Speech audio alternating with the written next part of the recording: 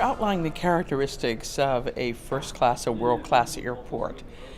Very, very important is to understand who is the passenger, what are the amenities that that passenger will need.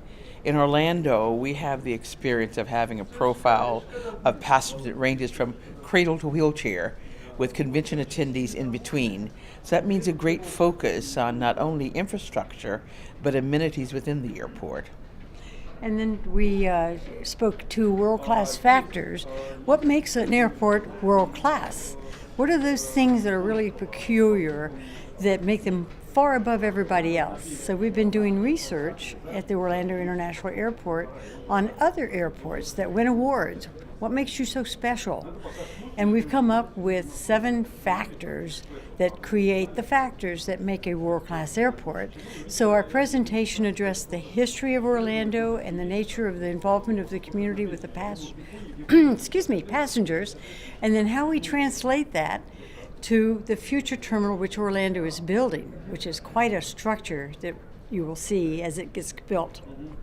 So Patricia, tell me more then about the 7 wonders. Should we describe them as that?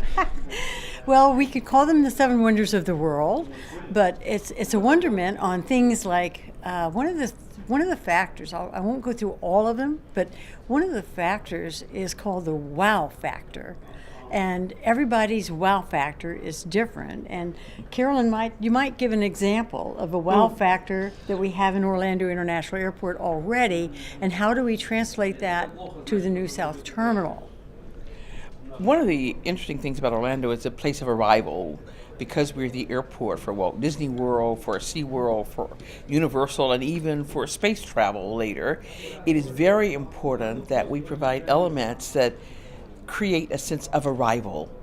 Many persons who travel have anticipated the trip for many years, even saved for years to come. So it is important. There are elements that we do, from entertainment to once a year we bring in the Orlando Philharmonic Symphony. We build a stage, we invite the local community, and you can imagine the passenger surprise when they arrive and there's a full symphony in tuxedos and they're arriving for a trip to Walt Disney World. I guess as a passenger experience, there's probably nothing worse than just being at an airport and not really knowing which airport that is necessarily in the world, because it feels quite generic, and that is what you're looking to create, is the opposite to that. Absolutely. We're looking to create a sense of place. Where are you? So we have actually trademarked the Orlando experience. It's described by the introduction of light, of plants. When you arrive at Orlando, you actually board a people mover from the satellite terminals, and you literally go over lakes and waterways into the main terminal to claim your bags. This starts the wow effect of, I've arrived, I'm here, and people have great expectations from that first introductory experience.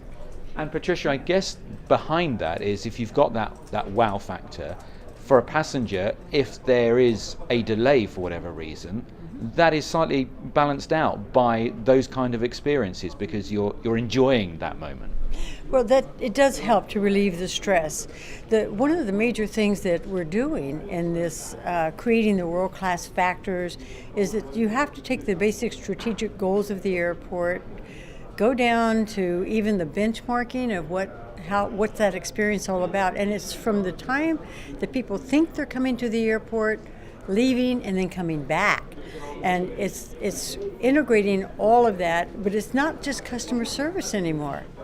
It's an experience. People want an experience. And this is changing the mindset, even among the airport employees, on giving the passengers an experience that they will remember. And so the expectation coming in or going out is, how do we do that?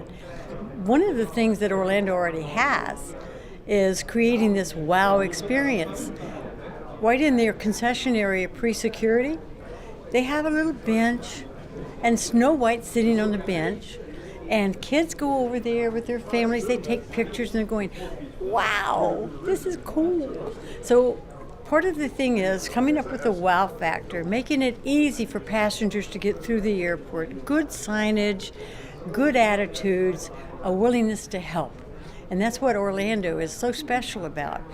The community's involved, the airport employees are involved, and this experience, whether you're coming in from the jetway or coming to the airport, is something that you can understand. If I don't know my way, there's good signage, but we've got people to help too.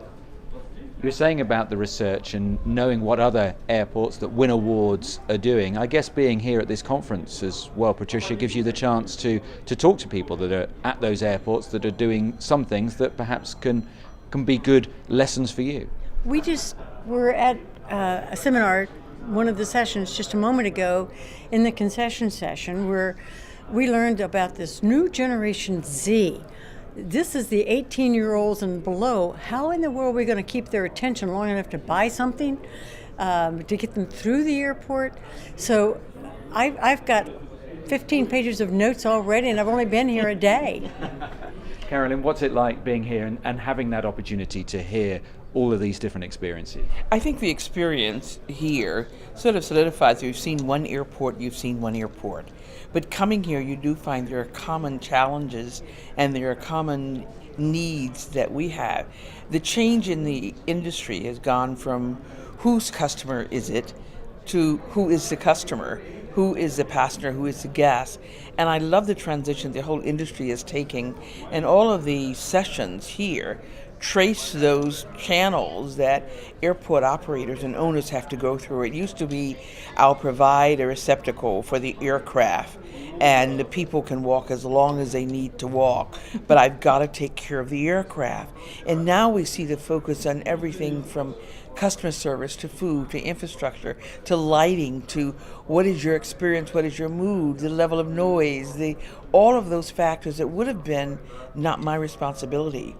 But now it is the airport's responsibility to create the experience, even though there isn't necessarily a fiscal relationship between the airport and the guests.